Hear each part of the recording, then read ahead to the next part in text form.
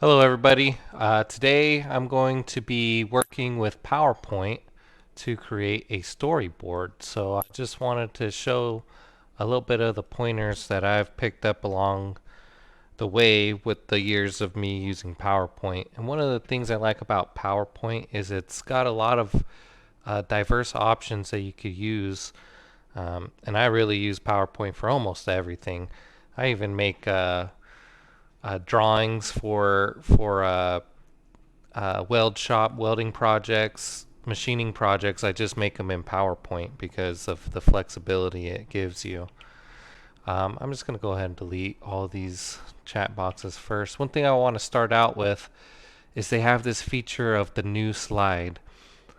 Something that's good about this new slide is that it'll kind of preset everything that you need for your storyboard. So you could go with comparison, uh, title and content, content with a caption, picture with a caption, even the to content. So it kind of will give you a good format to just format your storyboard to begin with.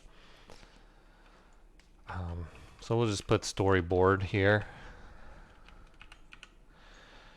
All right, and it has these different options here in each of these little text boxes. So, and this will only happen when you use the new slide and you use one of these formats. And what you could do is you could find a picture. All right, you could post pictures here.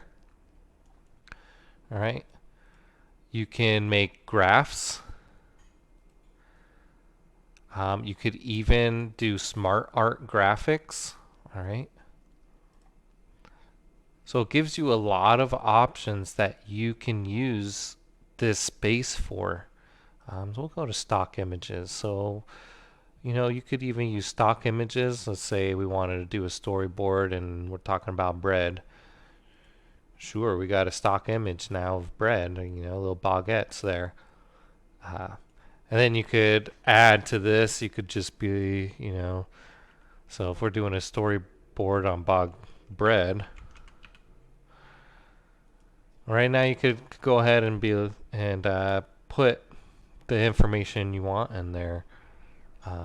You could also put other charts. Um, so let's just put a couple of line items in here. Bread is good. I like bread. All right, I know this isn't anything instructional. This is just to show you the functionality of the PowerPoint as a program. So once you have some of these things, another thing you can also do is they have design options.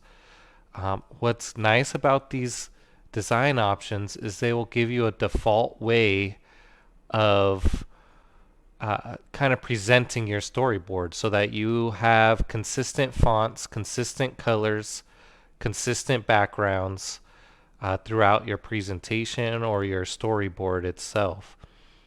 We'll use this little watermark one.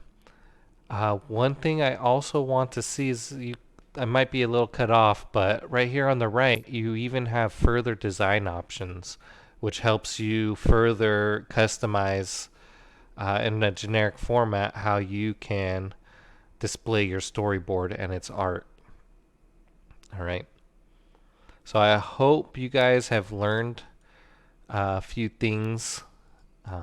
Just different ways. All right. So I hope you guys learned a few things about how you could use PowerPoint to create your storyboard, and I hope this is helpful. And again, thanks for watching. All right, bye.